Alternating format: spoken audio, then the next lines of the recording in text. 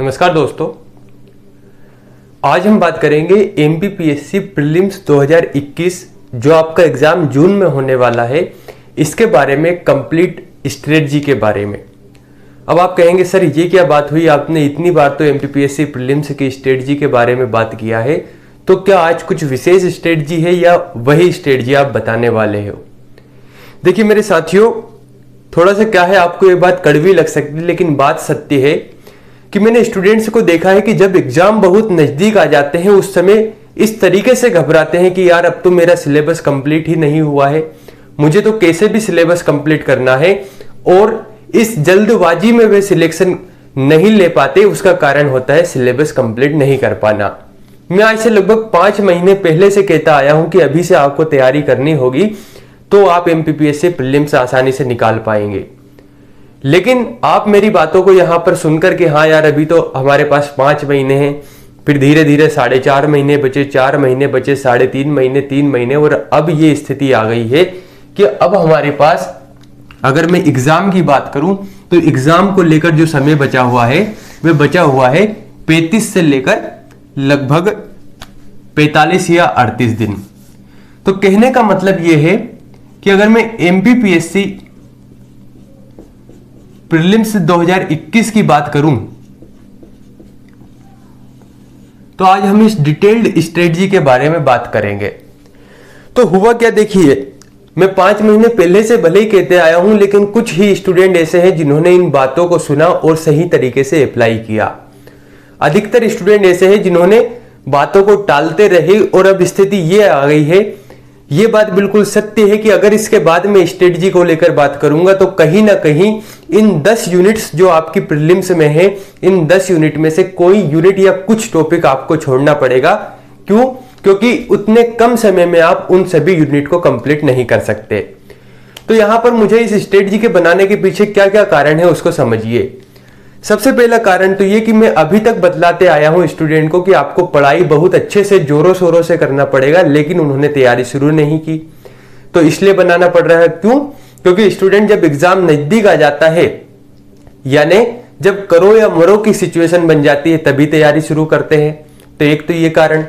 दूसरा कारण ये, इसे बनाने के पीछे सबसे बड़ा कारण ये है कि जो आपकी 10 यूनिट्स है, आप जानते हैं एमपीपीएससी प्रीलिम्स में है आपकी 10 यूनिट्स, 10 यूनिट दी गई है। इस 10 यूनिट को अभी आप ये जो समय बचा है 35 से लेकर लगभग 48 दिन या बात करें 45 दिन, इन 45 या 48 दिनों या 35 दिनों में आप कंप्लीट रूप से इन 10 इकाई को अच्छे से पढ़ सकते हैं, सिलेबस कंप्लीट कर सकते हैं, रिवीजन कर सकते हैं। तीसरा कारण ये कि अगर मैं ये रिवीजन वाली या बात कर सकते हैं ये स्ट्रेटजी नहीं बनाता तो इसके बाद में अगर मैं स्ट्रेटजी की बात करता तो वहां आपको इन 10 यूनिट्स में से कोई ना कोई टॉपिक या कोई ना कोई यूनिट छोड़ना पड़ती। क्यों? क्योंकि उस कम समय में आप इसे नहीं कर सकते। तो कहने का मतलब यह कि जितना महत्वपूर्ण आज की रणनीति है उससे ज्यादा महत्वपूर्ण यह है कि इसके बाद अगर आप तैयारी करना शुरू नहीं करते तो इसके बाद में जो स्ट्रेटजी आएगी उसमें कहीं ना कहीं इन 10 यूनिट में से कोई ना कोई पोर्शन या कोई ना कोई यूनिट आपको कोई ना कोई टॉपिक छोड़ना पड़ेगा। बहुत डिटेल में मैं स्ट्रेटजी के ऊपर बात कर रहा हूं, और अगर आपको लगता है कि हमें भी कुछ महत्वपूर्ण यहां पर लग रहा है इस स्ट्रेटजी में तो आप वीडियो देख सकते हैं। और आपको लग रहा है कि हमारी तैयारी तो सर बहुत अच्छे तरीके से चल रही है, तो ठीक है मेरे प्यारे दोस्तों, आप अगर नहीं भी देखेंगे तो कोई दिक्कत नहीं, और अगर समय है तो देख लीजिए, कुछ ना कुछ बेनिफिट होगा ही। बहुत डिटेल में मैं इसके ऊपर चर्चा करूंगा। क्यों? क्योंकि ये बहुत मुझे लगता है कि इस स्ट्रेटजी को मैंने अभी तक बताया नहीं है इस तरीके से, इतने डिटेल में। हो सकता है वीडियो थोड़ा लंबा रहे, लेकिन चूंकि इस स्ट्रेटजी को अधिकतर स्टूडेंट को देखना है, वे जो अभी तैयारी शुरू नहीं की है उन्हें भी देखना है, और जिनकी तैयारी अच्छे से चल रही है उन्हें भी देखना है, कुछ ना कुछ बेनिफिट तो उन्हें भी मिलेगा। तो मैं इसमें पेपर के ऊपर भी बात करूंगा। आपको लगता है कि हमें तो ये बातें पता है, आपको थोड़ा सा ज्यादा जानकारी है, आप ओवर कॉन्फिडेंस है आपको, तो आप मत देखिए, कोई दिक्कत नहीं। लेकिन आपको लगता है कि सर अगर बात सामान्य तरीके से कर रहे हैं, सही कर रहे हैं, तो आप देख लीजिए। देखिए प्यारे दोस्तों, अगर मैं एमपीपीएससी प्रीलिम्स की बात करूं तो इसमें आपके 2 पेपर हैं। पहला पेपर होता है जीएस 1, है ना। प्रीलिम्स में 2 पेपर होते हैं, पहला होता है जीएस 1 और दूसरा होता है सी सेट का। सीसेट जिसे हम सिविल सर्विसेज एप्टीट्यूड टेस्ट के नाम से जानते हैं, दोनों जो पेपर होते हैं, दोनों पेपर में आपके 100 क्वेश्चन होते हैं, है ना। प्रश्नों की संख्या दोनों में कितनी होती है? 100, यानी दोनों में आपसे 100 क्वेश्चन पूछे जाएंगे।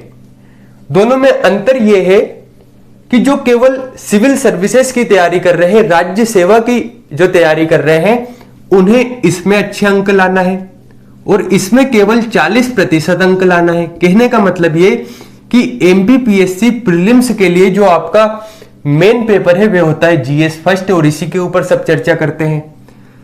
सीसेट में आपको 100 क्वेश्चन में से 40 क्वेश्चन अगर आप सही कर देते हैं तो उसके बाद आपके जीएस में अच्छे नंबर है तो आपका प्रीलिम्स से निकल जाता है।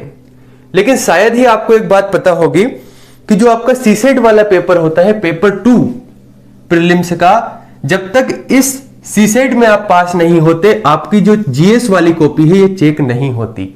अब आप कहेंगे सर ये क्या बात कर रहे हैं? ये सही बात है। सबसे पहले जो आपका पेपर होता है इसमें आपकी जो कॉपी चेक होती है वह होती है सीसेट की। सीसेट में अगर आपके 40% अंक, यानी सीधी सी बात करूं 40 क्वेश्चन सही हैं, तभी आपकी जीएस वाली कॉपी चेक होगी, अन्यथा नहीं। कहने का मतलब यह कि ऐसा नहीं होना चाहिए कि यहां पर 80 क्वेश्चन बराबर आपको चीजें पता हो और आप सीसेट को छोड़ दे, उसके बारे में आपको कुछ जानकारी ना हो। कहने का मतलब ये कि आपको सीसेट के बारे में थोड़ी बहुत जानकारी होना चाहिए। तो कहने का मतलब ये कि इस प्रीलिम की स्ट्रेटजी के बारे में चूंकि हम कंप्लीट रूप से बात कर रहे हैं तो हमें सीसेट के ऊपर भी बात करना होगी, है ना। तो बात करते हैं जीएस वाले सबसे पहले पेपर के बारे में, जिसके आपके 100 क्वेश्चन आते हैं, जिसमें आपकी 10 यूनिट्स है। एक एक यूनिट्स के बारे में बहुत डिटेल में हम चर्चा करेंगे, तनाव ना ले। एक बार अगर आप इस स्ट्रेटजी को देख लेंगे और तैयारी कर लेंगे तो ये जो 40 दिन है, 35 दिन है, ये पर्याप्त है प्रीलिम्स निकालने के लिए। किसी भी एग्जाम को निकालने के लिए जितनी जरूरत मेहनत करने की है, उससे ज्यादा जरूरत होती है सही स्ट्रेटजी की, है ना। और देखिए, इसको अगर आप शुरू कर रहे हैं, देख रहे हैं, मुझे फर्क नहीं पड़ता कि आप मेरा वीडियो देखें या ना देखें। मेरा कार्य सिर्फ पढ़ाना है, मेरा कार्य अच्छी चीजें बतलाना है। अब आपके ऊपर डिपेंड करता है आप उसे अप्लाई करें या ना करें, आप देखें या ना देखें। सीधी सी बात अगर मैं करूं, चूंकि आपके पास बहुत कम समय है, तो यहां पर अगर आपके मन में वास्तव में जिज्ञासा नहीं है ना, जिज्ञासा को और हम क्या बोल सकते हैं, कह सकते हैं हम कि आपके मन में इच्छा नहीं है कि मुझे प्रीलिम्स निकालना है या नहीं। और जिज्ञासा भी कैसी जिज्ञासा होनी चाहिए? तीव्र जिज्ञासा या तीव्र इच्छा होनी चाहिए प्रीलिम्स निकालने की, तो ही आप इतने कम समय में प्रीलिम्स निकाल सकते हैं। क्यों? क्योंकि आप ऐसे प्रतिष्ठित एग्जाम की तैयारी कर रहे हो, ऐसे प्रतिष्ठित एग्जाम को निकालने जा रहे हैं जो बहुत बड़ा एग्जाम है, जिस एग्जाम के नाम से ही समाज में आपका रुतबा अलग हो जाता है। तो कहने का मतलब ये कि आपको अगर इन 35 से 45 या 48 दिनों में अगर कुछ अच्छा करना है तो आपके मन में तीव्र इच्छा होनी चाहिए इस प्रीलिम्स को निकालने की। तीव्र इच्छा इसे समझिए। एक बार क्या हुआ, सुकरात से एक व्यक्ति ने पूछा कि आप मुझे ये बताइए कि सफलता कैसे प्राप्त की जाती है। तो सुकरात ने कहा कि आप कल आइएगा और कल मुझसे मिलिएगा। वे व्यक्ति कल सुकरात के पास पहुंचता है। अगले दिन सुकरात उसे एक नदी में ले जाते हैं और नदी में ले जाकर उसके गर्दन पर हाथ रख के उसे नदी में डुबो देते हैं। वह व्यक्ति झटपटाने लगता है। सुकरात चूंकि बलशाली भी थे तो बहुत मुश्किल से वह व्यक्ति नदी से बाहर आता है और सुकरात के हाथ को हटा पाता है। वह व्यक्ति तो परेशान हो जाता है कि यार मैं तो पूछ रहा था कि सफलता कैसे प्राप्त करें और इन्होंने तो मुझे नदी में डुबो दिया। तो बोले आप मुझे यह बताइए कि मैंने आपसे सफलता का पूछा और आपने मुझे इसमें डुबाया। तो सुकरात ने कहा है कि एक बात बताओ, जब मैंने तुम्हें नदी में डुबो कर रखा उस समय तुम्हारे मन में क्या चल रहा था, तुम्हारे माइंड में क्या चल रहा था? तो वह व्यक्ति कहता है कि मेरे मन में केवल एक विचार था, एक थॉट था कि कैसे भी मुझे इससे बाहर निकलना है, इसके अलावा कुछ भी नहीं। तो सुकरात ने बताया कि यही सफलता का मंत्र है कि जिस दिन तुम्हारे मन में केवल एक विचार चले, तुम्हें तीव्र इच्छा हो जाए, जैसे उस व्यक्ति को पानी में तीव्र इच्छा थी कि कैसे भी मुझे बाहर निकलना है, उतनी तीव्र इच्छा आपको सफलता के लिए हो जाए तो आप आसानी से सफल हो जाएंगे। विवेकानंद जी ने भी कहा है कि एक विचार लो, उसे ही अपनी जिंदगी बना लो। ठीक है, उसी तरीके से। तो कहने का मतलब ये कि पहली बात तो ये कि आपके मन में तीव्र जिज्ञासा अगर है तो आप इन कम दिनों में निकाल पाएंगे। क्यों? क्योंकि बहुत ज्यादा पढ़ना पड़ेगा, खुद से लड़ना पड़ेगा, खुद के विरुद्ध जाना पड़ेगा, तभी आप इन कम से कम दिनों में निकाल सकते हैं। दूसरा, कम से कम बता रहा हूं कि 10 से 12 घंटे एनी हाउ 10 से 12 घंटे आपको पढ़ना ही पड़ेगा, तभी आप इन 35 से 45 या 48 दिनों में सिलेक्शन ले सकते हैं, अन्यथा भूल जाइए। मैं हमेशा बात व्यवहारिक करता हूं। अगर आपको लगता है कि सर आपने पहले नहीं बताया कि हमें इतना पढ़ना है, हम तो 2 घंटे की सोच रहे थे, सर हम तो 1 घंटे पढ़कर सिलेक्शन ले सकते हैं, सर हमारी तो 99% थी 12th में, हम तो वैसे ही सिलेक्शन ले सकते हैं, तो यहां पर यकीन मानिए कि ऐसे मुंह के उससे गिरेंगे कि आपके दांत भी टूटने हैं और कुछ समझ में भी नहीं आना है। तो कहने का मतलब ये कि धैर्य रखकर लंबे समय तक आपको पढ़ाई करनी होगी। तो अब हम डिटेल में चर्चा करते हैं इसकी 10 यूनिट के ऊपर, और कैसे पढ़ाई करना है इन दिनों में उसके ऊपर भी चर्चा करेंगे। एक एक यूनिट को हम समझते चलेंगे। देखिए, आपके प्रीलिम्स में है 10 यूनिट और इन 10 यूनिट से बनने हैं 100 क्वेश्चन। मोटे तौर पर ऐसे समझ लीजिए कि हर एक यूनिट से लगभग 10 क्वेश्चन औसतन बनने हैं आपके।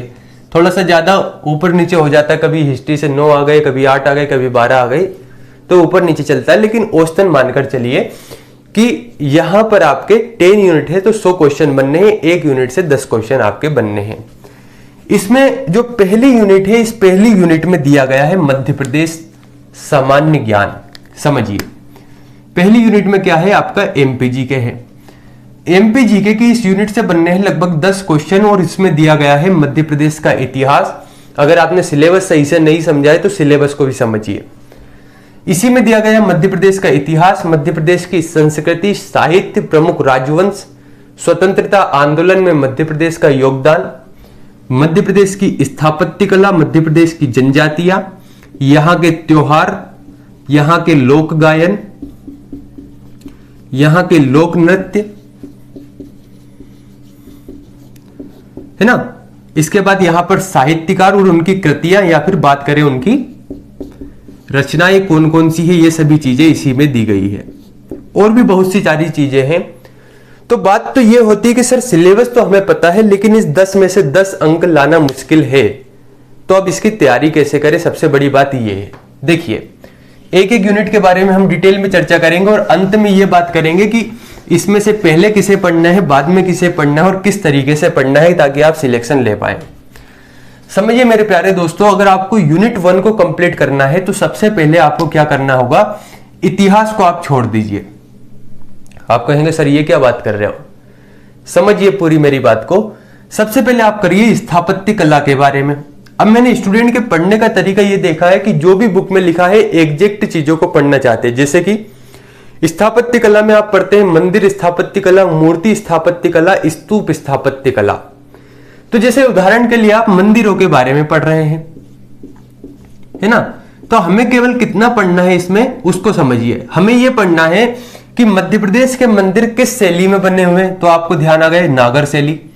तो आपको बस ध्यान रखना है कि मध्य प्रदेश के अधिकांश मंदिर या मंदिरों में किस शैली का प्रयोग हुआ, तो नागर शैली का प्रयोग हुआ।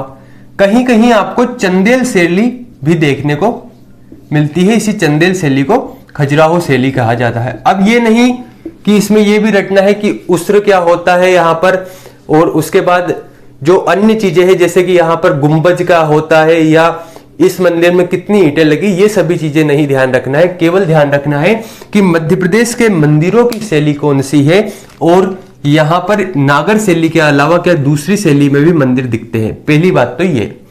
अब जैसे मान लीजिए खजुराहो का मंदिर, अब आप पढ़ रहे हैं स्थापत्य कला में खजुराहो के बारे में, तो आपको ध्यान बस इतना रखना है कि इसे किसने बनवाया, है ना। ये कह सकते हैं मंदिर किससे संबंधित है, यानी ये जैन धर्म से संबंधित है, बौद्ध से संबंधित है, हिंदू धर्म से संबंधित है, किससे संबंधित है, यानी संबंध इसका देखना है, किसने बनवाया ये देखना है, कब बना ये देखना है, और इसके अलावा किस शैली में, यानी अधिकांश तो आपको नागर शैली में मिलेगा। और एक जो महत्वपूर्ण बात इसमें देखना है कि ये कहां पर है।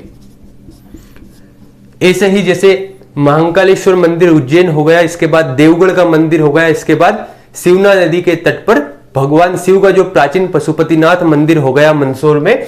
ये सभी मंदिरें, चाहे ग्वालियर के मंदिर की बात करें, तेली के मंदिर की बात करें, सहस्त्र बाहु के मंदिर की बात करें, तो इस तरीके से आपको स्थापत्य कला को, यानी मान लीजिए अगर आपको 5 पेज में किसी बुक में आपको स्थापत्य कला मिल रहा है, तो उसमें से मेरे हिसाब से अगर आपको पढ़ना पड़ेगा, जो मेन चीजें उसमें रहेगी तो वह केवल रहेगी, अधिकतम अगर मैं बात करूं तो मुश्किल से मैं उसमें से 5 लाइन ही ऐसी रहेगी जिन्हें मैं पढ़ना उचित समझूंगा एग्जाम की दृष्टिकोण से। मैं पहले से कहते आया हूं कि क्या पढ़ना है और क्या छोड़ना में सबसे महत्वपूर्ण होता है क्या छोड़ना है। अगर आपने चीजों को कह सकते हैं छोड़ना सीख लिया कि किसे छोड़ना है, तो पढ़ने को बहुत कम बचेगा और उसे आसानी से पढ़ सकते हैं। तो कहने का मतलब ये कि आपने स्थापत्य कला पढ़ा, ऐसे ही आपको पढ़ना है मध्य प्रदेश की जनजातियों के बारे में। तो जनजातियों के बारे में सबसे पहले देखना है किस आर्टिकल में इनके द्वारा इनके बारे में चर्चा की गई है, सबसे ज्यादा किस जिले में है और सबसे ज्यादा जनजातियां कौन सी है, इसके बाद सबसे कम किस जिले में है। 3 सबसे बड़े जिलों के बारे में ध्यान रखिए जहां पर सबसे ज्यादा मध्य प्रदेश में जनजातियों को देखने को मिलता है और सबसे कम, और इसके अलावा रिजर्व जिले, ये सभी चीजें आप जनजातियों के बारे में देख लीजिए। कहने का मतलब ये कि मेन चीजें ही एग्जाम में आती है, उन्हें आप देख लीजिए।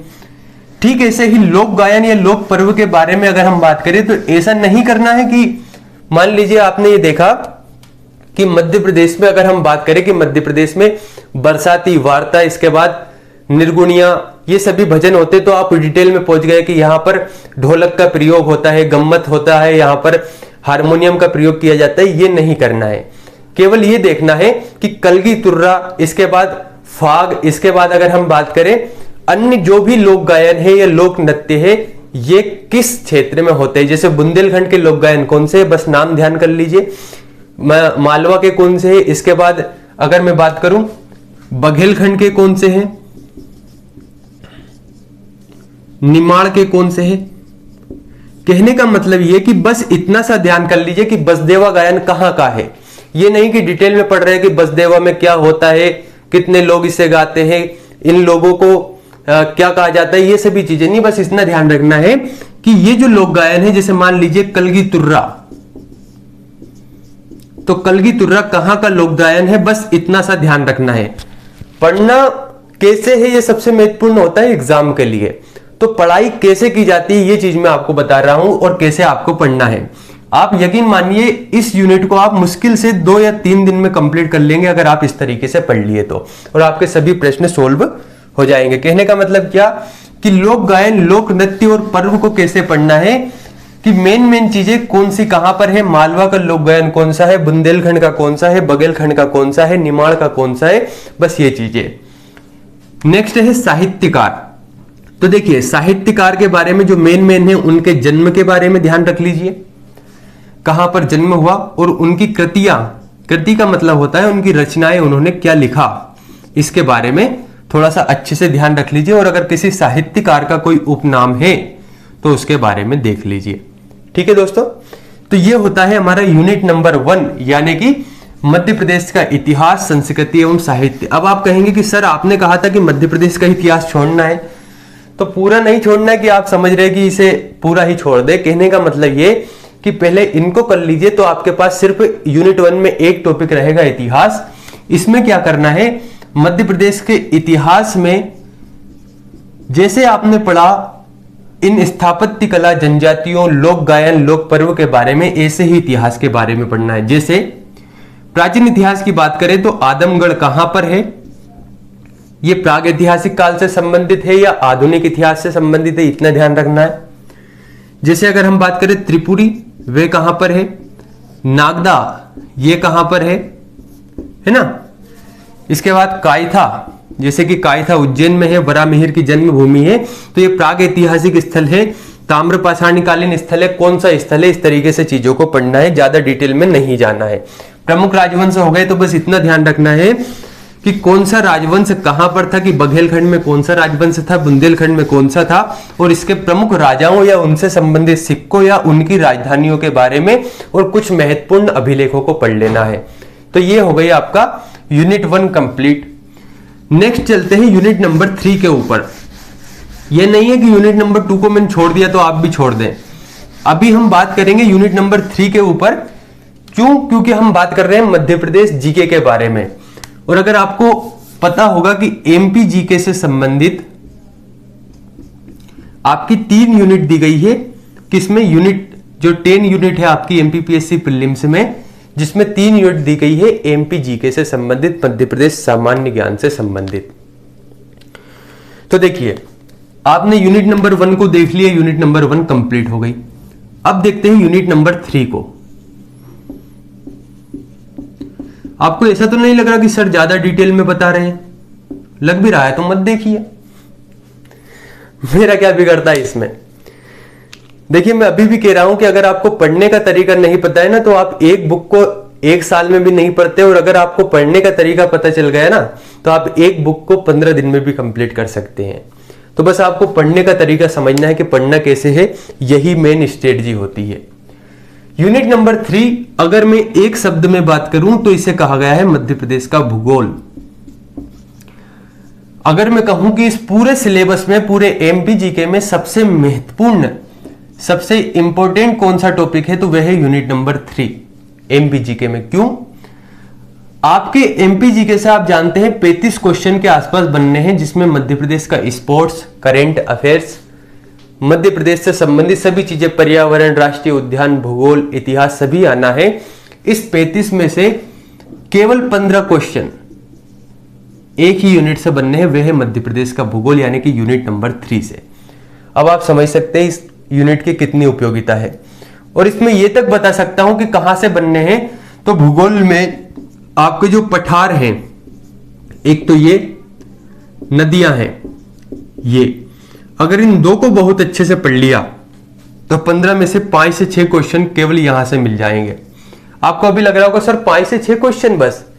जब आप एग्जाम हॉल में बैठते हैं, एक क्वेश्चन भी सही होता है ना, तो अंदर से जो अचीवमेंट वाली फीलिंग आती है, उस समय समझ में आता है कि कैसे हमने पढ़ाई की और किस तरीके से हमारे क्वेश्चन सोल्व हो रहे हैं। तो देखिए, मध्य प्रदेश के भूगोल को या तो आप 3 दिन में भी कंप्लीट कर सकते हैं, 3 डेज, या आप इसमें 30 दिन भी लगा सकते हैं, 30 डेज। 3 दिन में कैसे पढ़ते हैं मैं ये बता सकता हूं, 30 डेज में पढ़ना आपको पता ही है। 3 डेज में पढ़ने का केवल एक तरीका है, वह है मैप। अगर आप चीजों को मैप से समझ पाते हैं, कैसे? आपको क्या है ना कि उदाहरण से अगर मैं बतलाते चलूंगा तो आपको आसानी होगी इन चीजों को समझने में। जैसे कि आपको पढ़ना है मध्य प्रदेश का भूगोल, जिसमें पठार, पर्वत, नदियां, सभी चीजों के बारे में पढ़ना है। तो जैसे आपने मान लीजिए ये बनाया मध्य प्रदेश का मानचित्र,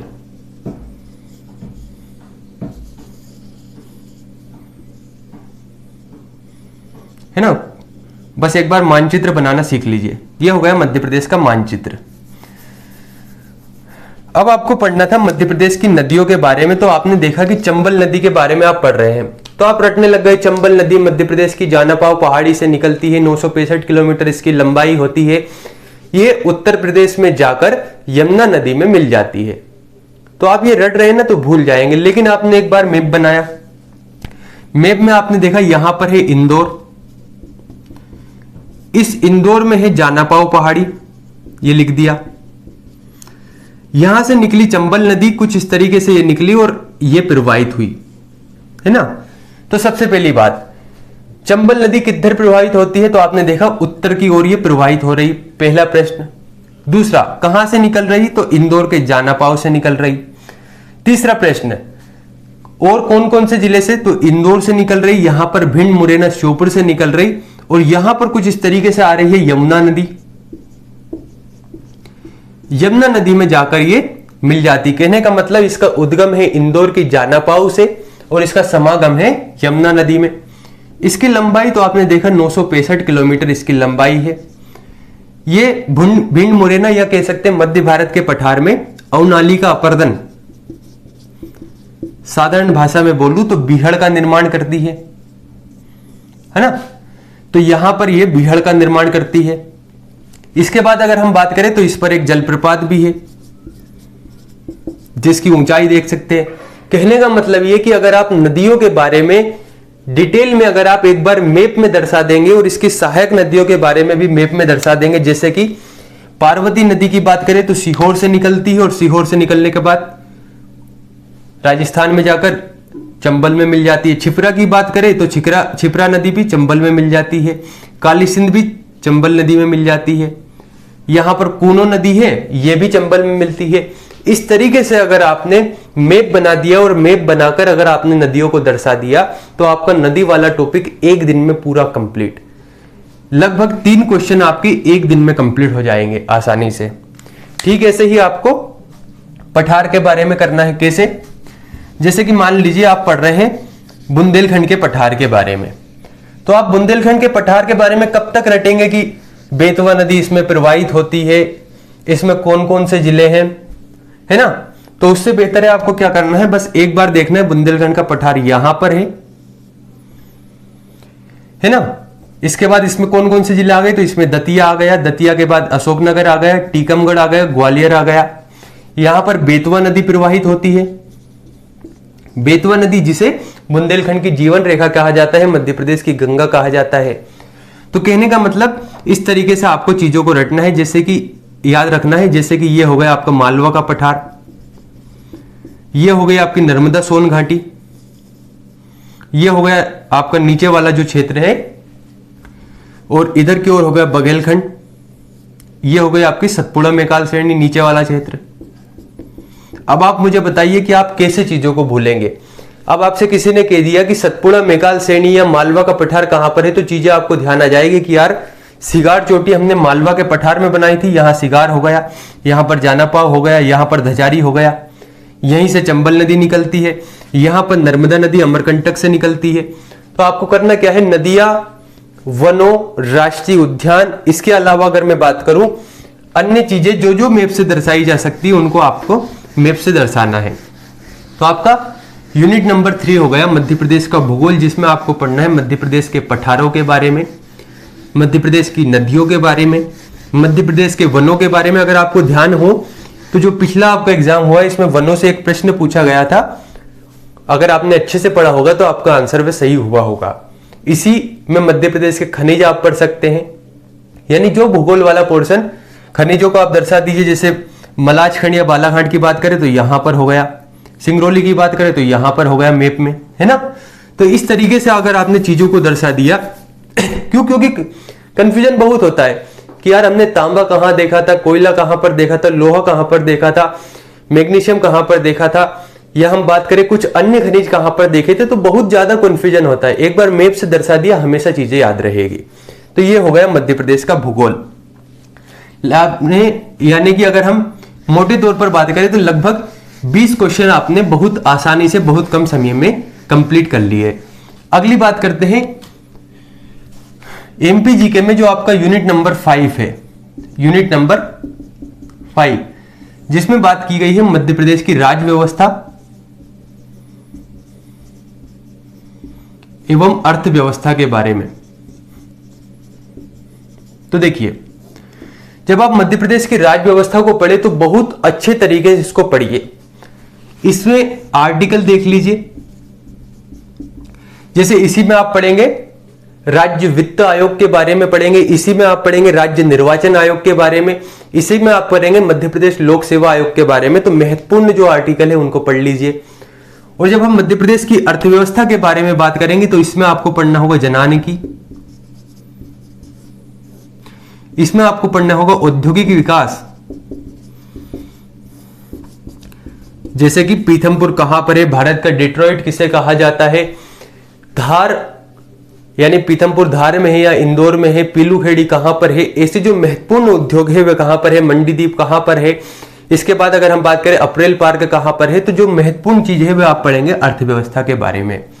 तो देखिए, यूनिट नंबर 1, 3 और 5 इनको मिलाकर होता है आपका कंप्लीट एमपी जीके, और इन तीनों यूनिट से आपके बनने हैं लगभग 35 या 30 क्वेश्चन।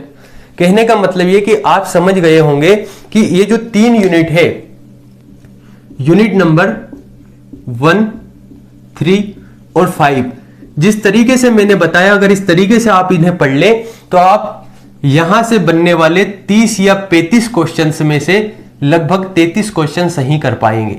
ये मैं बहुत अच्छे से तरीके से बता रहा हूं। क्यों?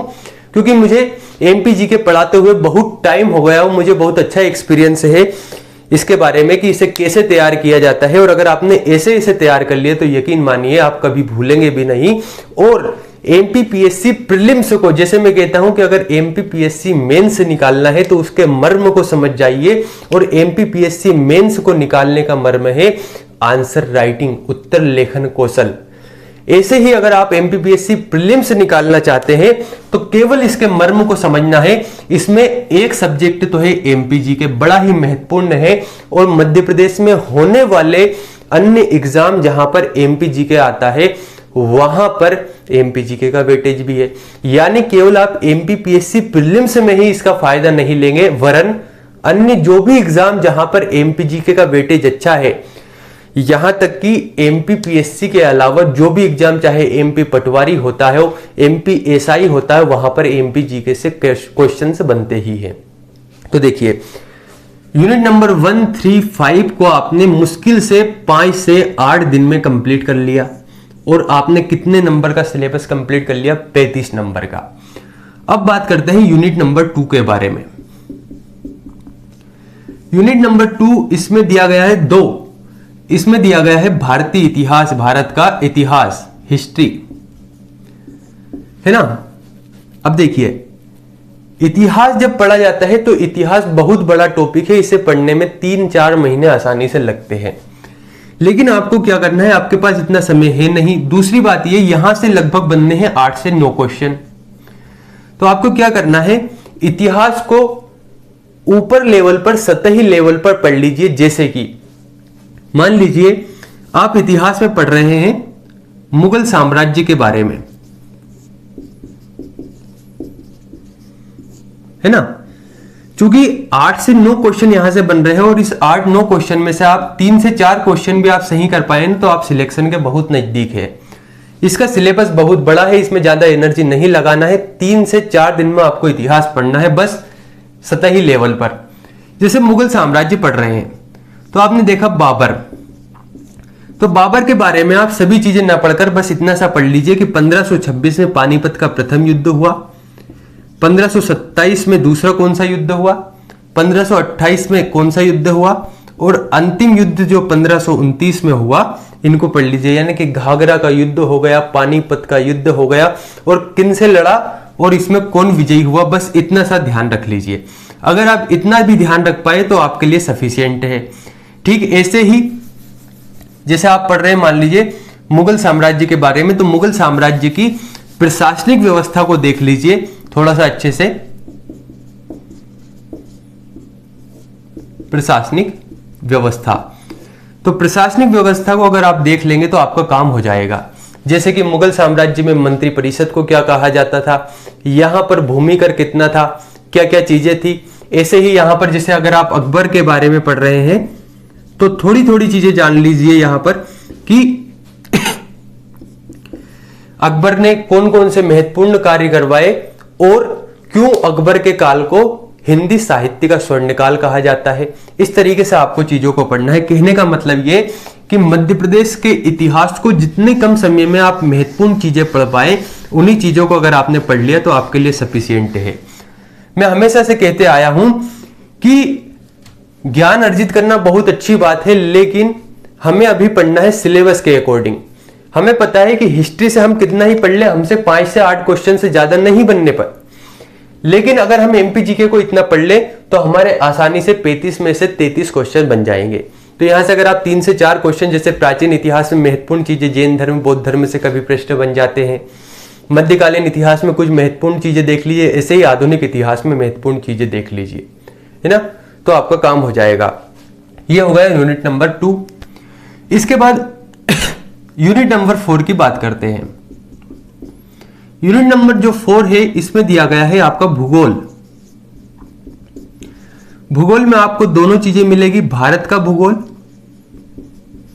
और विश्व का भूगोल, यानी इंडियन ज्योग्राफी और वर्ल्ड ज्योग्राफी, है ना। तो देखिए अगर आपको भूगोल को कंप्लीट करना है तो भूगोल के लिए सबसे पहली बात तो आप भारत का मैप आपको बनाना याद होना चाहिए। देखिए उसका कारण क्या है, जैसे मान लीजिए आपने कुछ इस तरीके से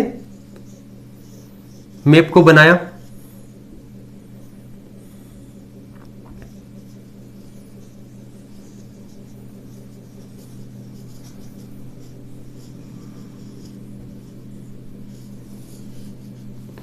तो आपने इस तरीके से मैप को बना दिया। अब उदाहरण के लिए आप पढ़ रहे हैं, किसी भी पर्वतमाला के बारे में पढ़ रहे हैं, जैसे मान लीजिए पढ़ रहे हैं आप सतपुड़ा मेकाल श्रेणी के बारे में। तो आपने देखा सतपुड़ा मेकाल श्रेणी यहां पर कुछ इस तरीके से फैली हुई है। आपने देखा कि जो कर्क रेखा है वो भारत में कहां से गुजरती है, तो चूंकि आपको याद करने में बहुत कठिनाई होगी कि कौन कौन से राज्य से गुजरती है, तो आपको क्या करना है, बस सिंपल सा काम करना है। कुछ इस तरीके से आपको मैप में अगर आप दर्शा देंगे तो आपको याद रहेगा कि कौन से राज्यों से गुजरती है, और उन राज्यों का पूर्व से पश्चिम में क्रम और पश्चिम से पूर्व की ओर आपको क्रम याद रहेगा। ठीक ऐसे ही उत्तर से दक्षिण भारत की लंबाई, पूर्व से पश्चिम भारत की लंबाई या चौड़ाई की बात करें, ये चीजें। भारत की सीमा रेखा किन देशों को छूती है, जैसे कि इधर अगर हम बात करें तो यहां पर नेपाल, यहां पर बांग्लादेश, यहां पर अगर हम बात करें तो यहां पर हो गया आपका, यहां भूटान, यहां पर हो गया चीन। इसके बाद इधर की ओर हम बात करें तो यहां पर अफगानिस्तान हो गया, अफगानिस्तान के साथ ही पाकिस्तान। तो इस तरीके से आपको चीजों को ध्यान रखना है कि भारत की सीमा किन देशों को छूती है। और यहां पर प्रश्न कैसे बनते हैं कि जैसे मान लीजिए सिक्किम है, तो सिक्किम की सीमा कितने देशों के साथ लगती है, ऐसे में समस्या हो जाती है रटने में। तो आपको अगर मैप पता है तो आपको ध्यान रहेगा इधर लग रही, इधर लग रही, इधर लग रही। ठीक, इससे ऐसे ही उत्तर प्रदेश की सीमा कितने राज्यों से लगती है, तो आपको ध्यान रहेगा कि चलो इधर मध्य प्रदेश है, इधर की ओर कौन सा स्टेट है, इधर की ओर कौन सा स्टेट है, तो आपको ध्यान रहेगी चीजें। कहने का मतलब ये कि अगर आपको इंडियन ज्योग्राफी या वर्ल्ड ज्योग्राफी को बहुत कम समय में बहुत अच्छे तरीके से कंप्लीट करना है तो केवल एक काम आपको करना होगा, वह है मैप बनाना याद होना पड़ेगा। अगर आपको मैप बनाना याद है तो यकीन मानिए इतने अच्छे तरीके से आप इसे कंप्लीट कर सकते हैं कि आपके लिए चुटकी का खेल हो जाएगा ज्योग्राफी को पढ़ना, भूगोल को पढ़ना इतने कम समय में इतने अच्छे तरीके से। फिर क्या होगा ना, आपसे कोई कहेगा कि अच्छा बताइए कि मध्य प्रदेश में ये चीज कहां पर है, तो आपके माइंड में मैप चलता रहेगा, आप चीजें बताते जाएंगे कि देखिए ऊपर की ओर आप जाएंगे तो मुरैना है, नीचे की ओर बुरहानपुर है, पश्चिम में आप जाएंगे तो अलीराजपुर है, पूर्व में आप जाएंगे तो सिंगरौली है, उसी से लगा हुआ सीधी जिला है, नीचे की ओर आप आएंगे तो अनूपपुर है, शहडोल है, उमरिया है, जबलपुर है, कटनी है, रीवा, सतना, पन्ना, इसके बाद टीकमगढ़, निवाड़ी, छतरपुर। तो आप इस तरीके से बताएंगे कि जो व्यक्ति आपसे पूछ रहा है ना वो जीवन भर पूछने के काबिल नहीं रहेगा। मैप से पढ़ने की ये ताकत होती है कि आप चीजों को कभी भुला नहीं पाएंगे। ठीक है मेरे प्यारे दोस्तों, तो आपको क्या करना है, भारत और विश्व का भूगोल मैप से पढ़ना है, कम से कम समय में पढ़ना है, और इसमें सबसे ज्यादा ध्यान देना है भारत के भूगोल पर। भारत के भूगोल में भी आपको क्या करना है, रिवर से यानी नदियों के बारे में अच्छे से पढ़िए, है ना। नदियों के बारे में पढ़ने के बाद हिमालय के बारे में बहुत अच्छे से पढ़ लीजिए, राष्ट्रीय उद्यान इनके बारे में बहुत अच्छे से देख लीजिए।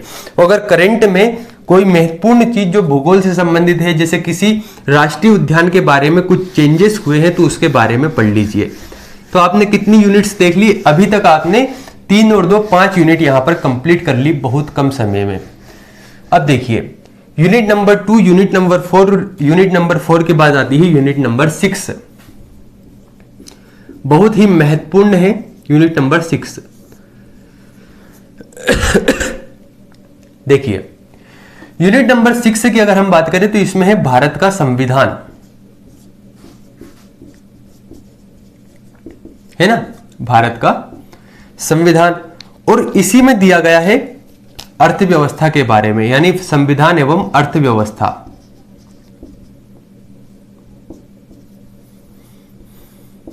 देखिए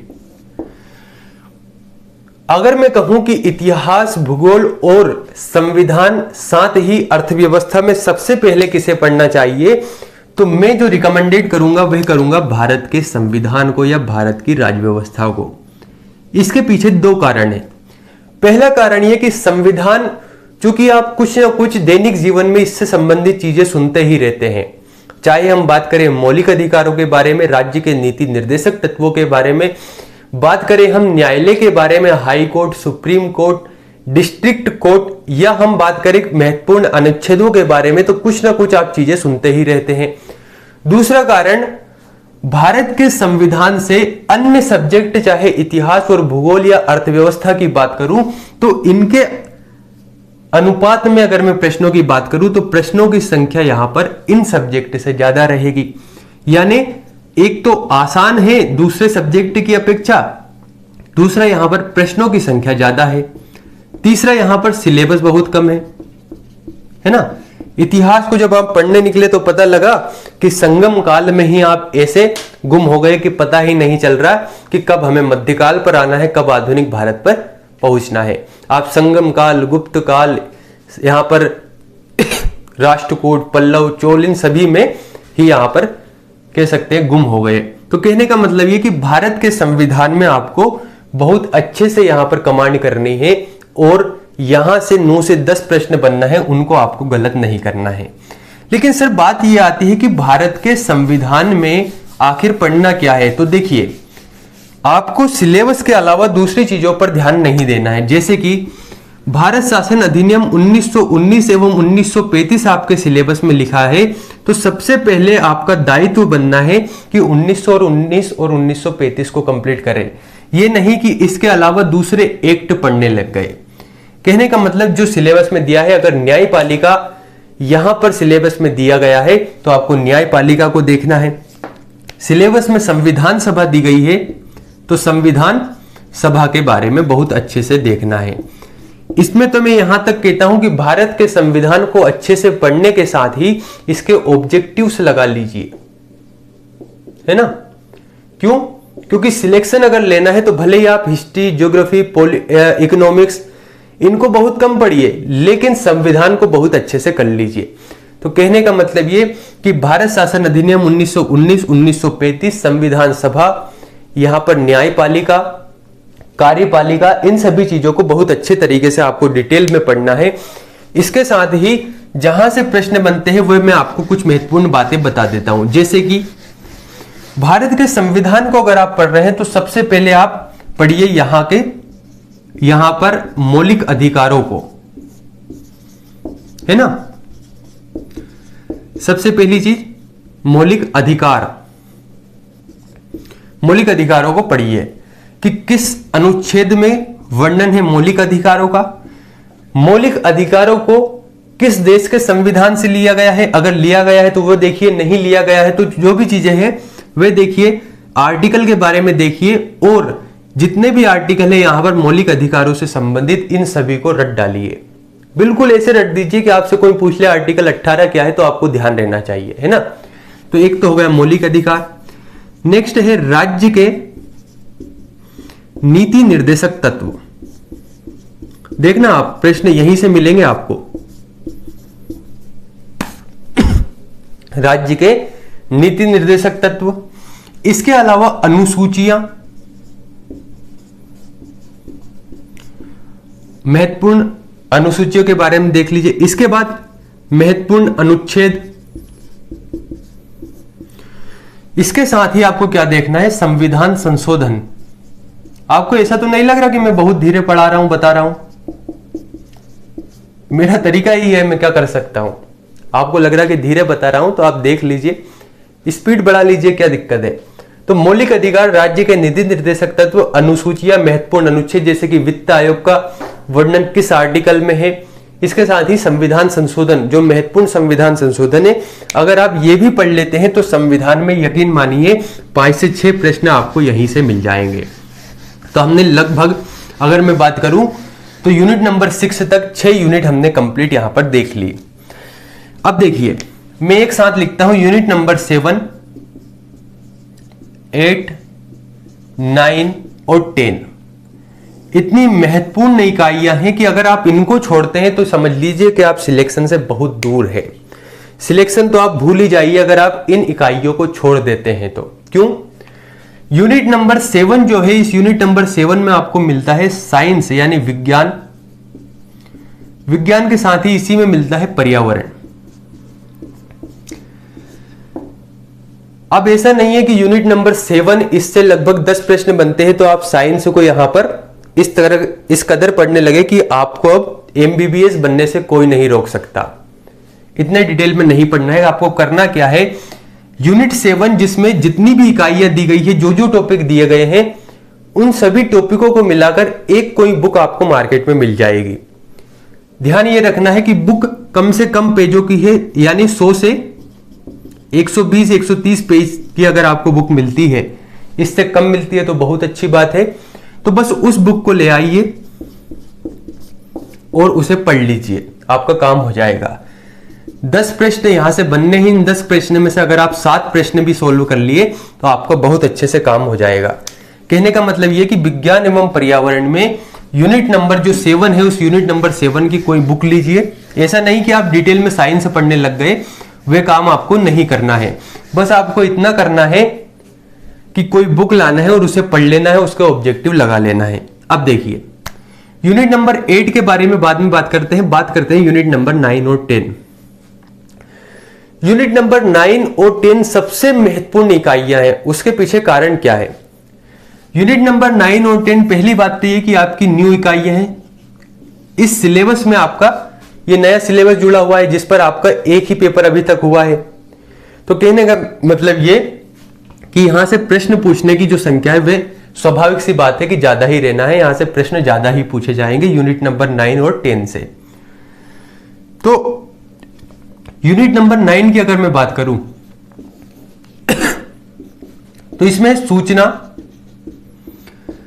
एवं संचार प्रौद्योगिकी,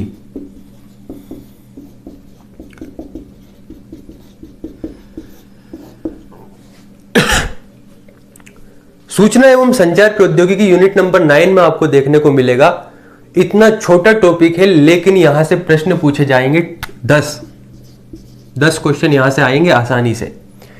पूरे इतिहास को आप पढ़ते हैं ना, तो पूरा इतिहास आपसे 4 महीने में कंप्लीट नहीं होता है, और इससे प्रश्न आते हैं केवल 8 से 9। और इसे अगर आप अच्छे से पढ़ते हैं तो मात्र 2 से 3 दिन में कंप्लीट कर लेंगे। और यहां से प्रश्न कितने पूछे जाएंगे? प्रश्न पूछे जाएंगे 10। तो कहने का मतलब ये कि जब आप एमपी जीके को पढ़ रहे होंगे, तब आपको पढ़ना है सूचना एवं संचार प्रौद्योगिकी को। ठीक है, अगर आपने इतना कर लिया तो समझिए आपका काम हो जाएगा। तो सूचना एवं संचार प्रौद्योगिकी में जैसे कि रोबोटिक्स है, तो जो महत्वपूर्ण चीजें हैं उनको ध्यान रख लीजिए। जैसे कि इसमें सोशल नेटवर्किंग साइट्स है, तो थोड़ा सा डिटेल में इसे पढ़ लीजिए। ई गवर्नेंस है तो डिटेल में इसे पढ़ लीजिए। तो ये कहने का मतलब ये कि जो यूनिट नंबर 9 है, इसे इतने डिटेल में पढ़िए कि आपको बाद में समस्या ना आए, है ना। यूनिट नंबर 9 के बाद बात करते हैं यूनिट नंबर 10, जो कि यूनिट नंबर 9 से भी महत्वपूर्ण है। यूनिट नंबर 10 की अगर मैं बात करूं तो इसमें दिए गए हैं आयोग, और जितना महत्वपूर्ण एमपीजीके है, उस एमपीजीके के साथ ही मैं रखता हूं आयोग वाले सिलेबस को। जैसे कि एमपीजीके से अगर 35 प्रश्न बनना है, तो निश्चित तौर पर आयोग से 10 से 12 प्रश्न तो बनना ही है। इन 3 यूनिट से अगर 35 प्रश्न बन रहे हैं, तो इतना ही लगभग आयोग से बन रहे हैं, लगभग 10 से 12 प्रश्न। और 10 से 12 प्रश्न एग्जाम में क्या होते हैं, यह आपसे अच्छा कोई समझ नहीं सकता। आयोग में क्या करना है, बिल्कुल इस तरीके से इन्हें रट देना है कि यहां से जो प्रश्न बने फिर वे गलत नहीं होना चाहिए। यूनिट नंबर 1, 3, 5, 9, 10 और 7, इससे अगर आपके प्रश्न गलत हो रहे तो आप सिलेक्शन से दूर है, याद रखिए। जैसे आयोग में अगर हम बात करें भारत निर्वाचन आयोग की, है ना, भारत निर्वाचन आयोग, ठीक ऐसे ही आपको मिलेगा राज्य निर्वाचन आयोग। तो आपको ध्यान होना चाहिए कि किस आर्टिकल में और संविधान के किस भाग में कहां से कहां तक भारत निर्वाचन आयोग का वर्णन किया गया है, इसमें कितने सदस्य या अध्यक्ष होते हैं। अध्यक्ष एवं सदस्यों की बात करें, उनकी नियुक्ति कौन करते हैं। यह नहीं कि फिर कंफ्यूजन रहे कि यार भारत निर्वाचन आयोग के अध्यक्ष सदस्यों की नियुक्ति कौन करते हैं, और बात कर लिया मानवाधिकार आयोग के अध्यक्ष सदस्यों की नियुक्ति कौन करते हैं। तो ज्यादा कंफ्यूजन नहीं रहना चाहिए, आपको रिवीजन करते रहना है। तो देखिए, अध्यक्ष सदस्यों की नियुक्ति हो गई। इसके बाद में अगर हम बात करें तो यहां पर इनका कार्यकाल कितना है, ये अपनी रिपोर्ट किसे देते हैं, और बहुत अच्छे तरीके से इनके कार्यों को समझना है। ठीक ऐसे ही राज्य निर्वाचन आयोग में करना है, ठीक ऐसे ही संघ लोक सेवा आयोग, मध्य प्रदेश लोक सेवा आयोग, राष्ट्रीय मानव अधिकार आयोग, राज्य मानव अधिकार आयोग, इसके साथ ही जो महत्वपूर्ण आयोग आपके यूनिट 8 में दिए गए हैं उन सभी को देखना है। अगर आपके यूनिट नंबर 10 से 10 में से 9 प्रश्न सही नहीं हो रहे तो यकीन मानिए आप सिलेक्शन से बहुत दूर हैं। क्यों? क्योंकि इतने सरल टॉपिक को इतने कम समय में 2 दिन में आप इसे कंप्लीट कर सकते हैं। अगर आप इसे पढ़ने लगे तो आप इसे बहुत अच्छे तरीके से कंप्लीट कर सकते हैं। लेकिन अगर आपके क्वेश्चन गलत हो रहे हैं तो इसके जिम्मेदार केवल आप हैं। अब बात करते हैं यूनिट नंबर 8 की। देखिए, कुछ कहेंगे सर यूनिट नंबर 8 में है करेंट अफेयर्स और स्पोर्ट्स। तो सर आप मुझे यह बताइए कि क्या यहां से वास्तव में 10 से 12 प्रश्न बनते हैं? तो आप कहेंगे कि सर नहीं बनते इतने प्रश्न। तो क्यों नहीं बनते? आप क्या करते हैं, आप पेपर को जैसा पेपर आता है वैसा नहीं देखते। आप उसमें आपकी अलग से राय जमाते हैं, आप अलग से तर्क लगाते हैं। जबकि पेपर का एनालिसिस कैसे किया जाता है, इस बात को आप जिस दिन समझ गए आपके लिए चुटकी का खेल हो जाएगा किसी भी एग्जाम को निकालना। हो क्या रहा है कि आप जो प्रश्न बनते हैं ना, उन प्रश्नों को यह नहीं समझ पाते कि ये सब्जेक्ट से लिया गया है किसी या करेंट अफेयर्स से। आपका करेंट अफेयर्स पर तो कभी ध्यान ही नहीं जाता, आपका ध्यान जाता है सब्जेक्ट पर। जैसे कि मान लीजिए उदाहरण के लिए कान्हा किसली राष्ट्रीय उद्यान, एमपी जीके से बात करते हैं। कान्हा किसली राष्ट्रीय उद्यान, सभी जानते हैं कि यह मध्य प्रदेश का सबसे बड़ा है कि छोटा है, कि कितना इसका क्षेत्रफल है, इसमें कौन कौन से यहां पर बात कर सकते हैं, यहां पर कि यह कहां पर है, ये सभी चीजें आप सभी जानते हैं। लेकिन मान लीजिए उदाहरण के लिए हाल ही में कोई नया चेंजेस आपको कान्हा किसली राष्ट्रीय उद्यान में देखने को मिलता है। कुछ नया परिवर्तन यहां पर गवर्नमेंट द्वारा किया जाता है।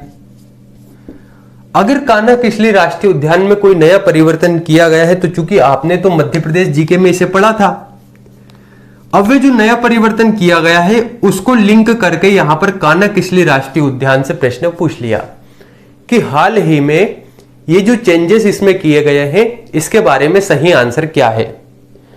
आपको क्या लगता है? आपको लगता है कि हाँ यार एमपी जीके से प्रश्न आया और आपको लगता है ये तो मेरा बनता हुआ क्वेश्चन है, आप आंसर लगाकर आते हैं।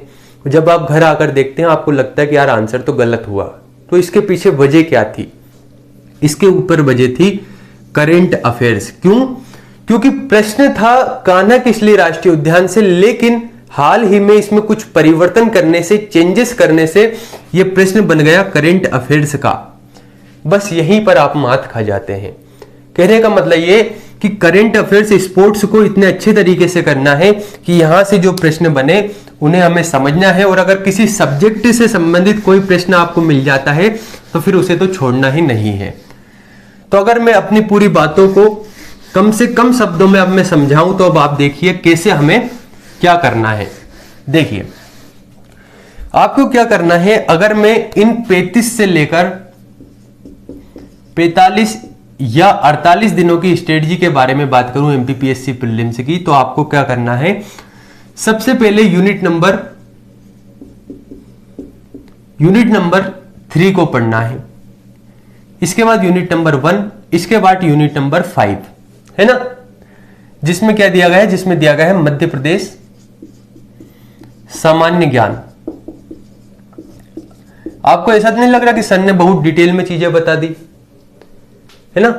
अगर लग भी रहा हो तो भाई देख लीजिए, आपके फायदे के लिए है।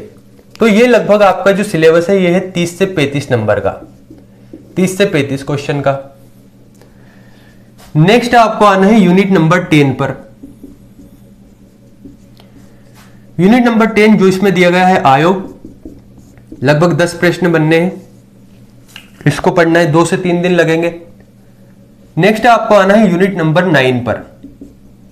आप चाहे तो यूनिट नंबर 9 और यूनिट नंबर 10 को एक साथ पढ़ सकते हैं। इसमें दिया गया है सूचना एवं संचार प्रौद्योगिकी, है ना, यहां से भी लगभग 10 प्रश्न बनने हैं। तो कहने का मतलब 55 प्रश्न आपके केवल 3 सब्जेक्ट से बन गए, सूचना एवं संचार प्रौद्योगिकी, एमपीजी के, और यूनिट नंबर 9 सॉरी आपका यूनिट नंबर 10 आयोग से। अब आपको क्या करना है, यूनिट नंबर 7 और 8, इसके साथ ही 6, इनको पढ़ना है। इनमें क्या करना है, हमने शायद इकोनॉमिक्स के बारे में बात नहीं की, उसके बारे में थोड़ा सा हम कर लेंगे। यूनिट नंबर 7, 8 और 9 को एक साथ पढ़िए और यहां से जो प्रश्न पूछे जाएंगे वो पूछे जाएंगे लगभग 28 से 30 प्रश्न, है ना। जिसमें जो यूनिट नंबर 6 है, इस यूनिट नंबर 6 में पॉलिटी पढ़ना है, ना कि इकोनॉमिक्स। अब ये नहीं कह रहा हूं कि छोड़ना है, अभी पहले इनको कंप्लीट करना है, बाद में हिस्ट्री ज्योग्राफी सब देखेंगे हम। तो यूनिट नंबर 6 में पॉलिटी को पढ़ना है, यूनिट नंबर 8 करंट अफेयर्स और यूनिट नंबर 7 साइंस और पर्यावरण पढ़ना है। तो मोटे तौर पर अगर हम जोड़े तो यहां पर 35 प्रश्न ले लेते हैं, 10 प्रश्न यहां से, 10 यहां से और 30 यहां से हो गए। तो 35 इसके हो गए, 10 ये हो गए, 10 ये हो गए और 30 यहां से। अगर हम इनको जोड़ते हैं तो 5, 3 1 4, 5 और 5 और 3 8, यानी 85 प्रश्न आपके केवल इन यूनिट से हो गए। अब आपको क्या करना है, जो इकोनॉमिक्स है ना, अगर आप चाहें तो इकोनॉमिक्स में कुछ ही चीजें पढ़ सकते हैं, जो भी आपको लगता है महत्वपूर्ण चीजें उनको पढ़ लीजिए, वरना आप कम से कम भी पढ़ेंगे तो आपका काम हो जाएगा। क्यों? क्योंकि इकोनॉमिक्स से बहुत कम प्रश्न बनने हैं, 2 से 3 प्रश्न पूछे जाते हैं और वह अगर आप सोल्व कर पाते हैं तो अच्छी बात है, नहीं कर पाते तो भी टेंशन नहीं लेना। अब आपको क्या करना है, जो आपकी अन्य यूनिट है जैसे कि यूनिट नंबर 2, 4 और 6 जिसमें इकोनॉमिक्स है, इसमें क्या क्या सब्जेक्ट है, इसमें है हिस्ट्री, इसमें है ज्योग्राफी,